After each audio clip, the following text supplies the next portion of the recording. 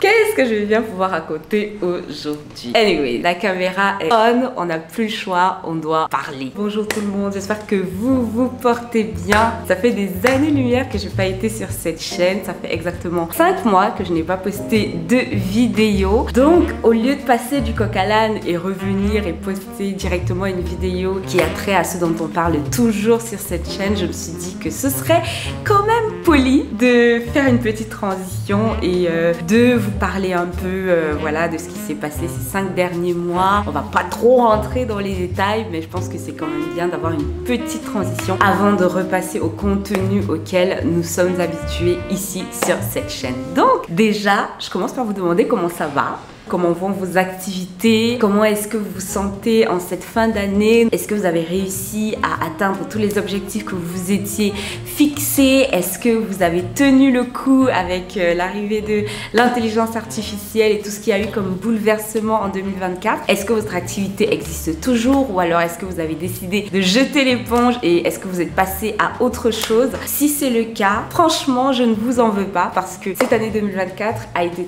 très tumultueuse pour tout le monde. Donc dites-moi en commentaire comment vous allez, j'ai bien envie de le savoir. Entre temps, nous sommes beaucoup plus nombreux sur la chaîne. J'en profite pour souhaiter la bienvenue à tous les nouveaux abonnés qui sont arrivés, qui se sont abonnés en fait malgré le fait qu'ils ne me voyaient pas et qu'ils voyaient que ma dernière vidéo datait quand même de très longtemps. Merci pour vos commentaires, merci d'avoir fait vivre cette chaîne. Les statistiques de YouTube sont quand même restées dans le vert, ce qui m'a étonnée malgré le fait qu'il n'y a pas eu d'activité ou presque pas d'activité en près de 5 mois. Ça veut dire tout simplement que ce que je fais ici, donc ce que je crée comme contenu sur cette chaîne est du contenu evergreen. Ça veut dire que c'est du contenu qui sera toujours d'actualité et ça me rend très heureuse parce que c'était exactement l'objectif que je poursuivais en créant cette chaîne. C'est que même si je n'étais plus là, même si je ne postais plus de vidéos, les contenus que je postais allaient continuer de vous être utiles et vu le nombre de personnes qui nous ont rejoints ces 5 derniers mois, vu le nombre de messages et vu le nombre de commentaires, j'ai atteint mon objectif. Ensuite, vous allez forcément remarquer qu'on a changé de décor. Donc j'ai changé d'environnement, je ne sais pas encore pour combien de temps. C'est sur le long terme ou le moyen terme ou le court terme. Mais tout ce que je sais, c'est que j'avais besoin de partir et donc je suis partie. Donc non seulement j'avais besoin de partir, donc de changer d'environnement, mais j'avais également besoin de me reconcentrer sur moi, de revoir mes priorités. On pense souvent à tort qu'on a plusieurs vies et qu'on est forcé de faire quelque chose en particulier, mais ce n'est absolument pas le cas. Donc il fallait que je m'asseye et que je me demande en fait ce que je voulais faire de ma vie. Est-ce que la vie que je menais était vraiment celle que je voulais mener jusqu'à la fin de mes jours ou alors est-ce que je voulais changer les choses? Et jusqu'ici, voilà, je ne regrette pas mon choix. Je suis contente d'être partie et pour l'instant je suis bien. Je crois que ça se voit. Raison également pour laquelle j'ai disparu des réseaux LinkedIn. J'avais besoin de reprendre goût à faire ce que je fais aujourd'hui. Je ne trouvais plus de plaisir à faire de vidéos parce qu'il faut le dire, c'est d'abord par plaisir que je m'assois ici et que je vous parle. Ce n'est pas par obligation, ce n'est pas pour de l'argent, c'est avant tout par plaisir. Donc une fois que ce plaisir n'était plus là, pour moi, il n'y avait plus de motivation pour m'asseoir ici et faire ce que je fais d'habitude avec autant d'entrain, avec autant d'amour, avec autant d'enthousiasme. Plutôt que de venir m'asseoir ici et de me forcer, j'ai décidé de prendre le temps nécessaire pour reprendre goût à ce que je faisais. Donc voilà, si vous remarquez sur ma chaîne, sur la dernière année, j'ai quand même pris pas mal de petites pauses et je me suis rendu compte que ces petites pauses-là n'étaient pas suffisantes pour me regonfler à bloc. J'avais besoin de vraiment avoir une rupture claire, de prendre soin de moi, de prendre soin de ma santé mentale. Ça c'est très important et je pense qu'on en parle très peu, surtout chez les indépendants. Donc vous savez qu'ici, moi je ne vous vends pas du rêve. Aujourd'hui, je me sens à nouveau d'attaque pour être assise devant vous et vous parler, pour recommencer à faire les choses que j'aime. Donc, on va pas mettre la charrue avant les bœufs, on va pas se fixer de gros objectifs, on va aller avec le flow, voilà.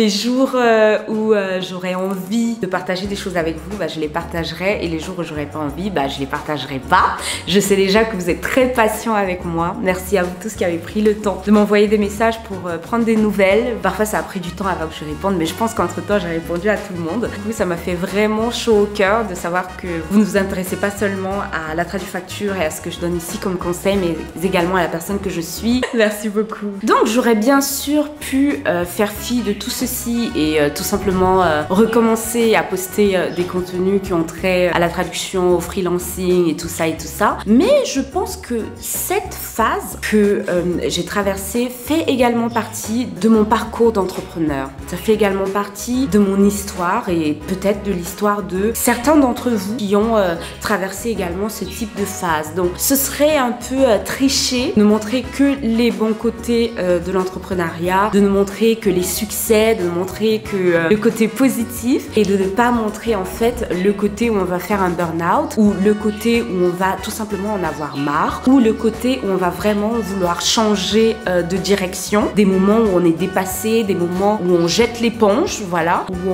on la reprend et où on renaît en fait de tout ça. Donc ça peut peut-être encourager quelqu'un qui se retrouve dans une impasse. Ça ne veut pas dire que vous êtes une personne faible, ça ne veut pas dire que vous n'allez pas réussir, non. Il y a ce type de phase-là qui arrive et particulièrement quand il y a des décès dans la famille, que j'ai partagé avec vous ici il y a un an, le décès de ma maman. Malheureusement et surtout pour nous qui avons quitté nos pays respectifs pour aller dans d'autres pays, on minimise vraiment l'impact que ce type d'événement a sur une personne qui vit à l'étranger. Parce que déjà, on apprend la nouvelle en étant à l'extérieur. Ça veut dire qu'on n'est pas là, on n'a pas eu le temps de passer du temps avec la personne aimée, les derniers moments et tout ça, on n'était pas là. Donc généralement, on reçoit la nouvelle assez brusquement, c'est-à-dire on n'était pas préparé pour la plupart. Je veux dire, même si une personne était malade, on est gravement malade, on n'est pas forcément préparé à recevoir ce coup de fil-là qui dit voilà, la personne est décédée. Donc quand c'est papa, maman, un frère ou une sœur, c'est vraiment très brutal. Donc il y a ce déni qui s'installe. Là, on va partir de là où on est, se rendre dans son pays, on va avoir les cérémonies et tout, on va avoir les obsèques. Et une fois que les obsèques sont finies, on doit déjà repartir. Et une fois qu'on est reparti, on doit recommencer littéralement comme si de rien n'était. C'est comme si on n'avait jamais perdu sa maman, comme si on n'avait jamais perdu son papa, son frère, sa sœur. Et la société s'attend à ce que on repart à 100%. Donc toute faiblesse ou alors toute baisse de performance sera en prise de façon négative et on va prendre cher, tout simplement. Comme vous le savez, je suis revenue et j'ai tout repris comme si de rien n'était, entre parenthèses. Et je crois que c'est cette accumulation-là, parce que oui, il y a eu plusieurs décès, voilà, dans ma famille. C'est cette accumulation de reprises sans vraiment prendre le temps de faire son deuil qui est venue s'ajouter à la charge mentale qui est liée au travail, et tout ça a fait un boom, voilà. Et c'est un boom auquel on ne peut pas échapper. Donc la raison pour laquelle je vous parle de ça aussi aujourd'hui, c'est parce que j'ai envie de vous dire de prendre soin de vous. Sincèrement, surtout si vous êtes à votre propre compte, parce que quand on est à son propre compte, ce que les gens à l'extérieur ne voient pas, c'est qu'on ne se repose littéralement jamais. Donc contrairement à une personne qui est salariée, qui va aller au travail du lundi au vendredi et qui peut en fait se détacher mentalement du travail le samedi et le dimanche, à peu près, je sais que c'est pas toujours ça, au moins laisser l'ordinateur du travail au travail, laisser les problèmes du travail au travail. Une personne qui est à son propre compte, bah l'ordinateur est toujours là, les problèmes ils sont là au quotidien. On se retrouve à travailler le dimanche, on travaille le samedi, on ne compte pas ses heures, donc on peut se réveiller à minuit et commencer à bosser, on peut passer des nuits blanches. Vous avez les vacances de Noël qui arrivent, prenez le temps de vous reposer. Prenez le temps d'avoir cette coupure. Prenez le temps de passer le temps avec vos parents, avec vos enfants, avec vos époux. Même si c'est seulement une semaine, reposez-vous. Ne pensez pas au travail. Prenez vraiment le temps de vous déconnecter. C'est très important parce que si vous ne vous déconnectez pas et si vous ne prenez pas le temps de passer du temps avec votre famille, avec les gens que vous aimez, bah, à un moment, il va y avoir cette accumulation-là et vous allez péter un câble et ce n'est pas très joli jolie. Ce qui est bien quand on prend le temps de se reposer et quand on prend le temps de se recentrer sur soi-même, c'est qu'on a de nouvelles idées. Donc aujourd'hui, j'ai la tête qui bourdonne littéralement d'idées. Donc je sais pas si c'est bourdonner ou bouillonner, l'un des deux, qui bouillonne d'idées et j'ai vraiment hâte de pouvoir les mettre en place. Donc j'espère que cet enthousiasme-là que j'ai aujourd'hui, que je vais le garder, que je vais pouvoir m'asseoir et vraiment faire ce que j'ai envie de faire ici où je suis et bien sûr en ligne avec tous ceux avec lesquels j'ai travaillé jusqu'ici ou tous ceux avec lesquels je vais travailler. Donc qu'est-ce qui va se passer côté professionnel? Côté professionnel, Fab Translation, c'est une porte qui va se fermer. Est-ce que ça veut dire que je ne vais plus faire de traduction? Non, mais j'ai l'intention de créer autre chose qui est plus aligné avec en fait la personne que je suis aujourd'hui, avec ce que je veux faire aujourd'hui professionnellement. Il y aura de la traduction dedans, mais il n'y aura pas que de la traduction parce que je pense qu'entre temps je fais beaucoup d'autres choses hormis la traduction et beaucoup d'autres choses qui me rendent vraiment heureuse, que je prends vraiment beaucoup de plaisir à faire. Donc on reste dans les langues, on reste dans la traduction, mais on va un peu aller dans la communication, on va aller dans l'événementiel, ainsi de suite, ainsi de suite. Donc je vous en dis pas plus, mais j'ai vraiment hâte de partager tout ça avec vous. Mollo mollo, hein, parce qu'on a appris que voilà, quand on essaie de tout faire en même temps, on finit par se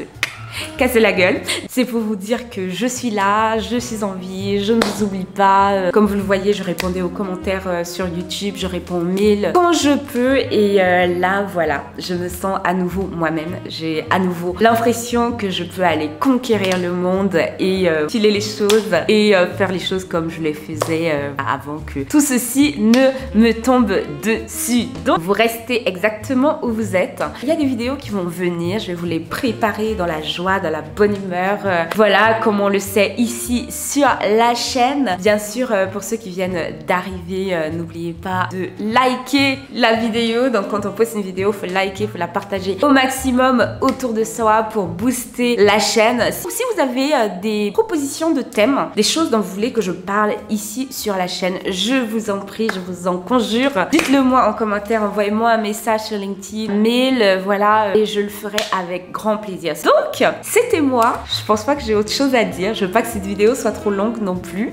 Je vous dis à très bientôt sur la chaîne. Portez-vous bien. Bye.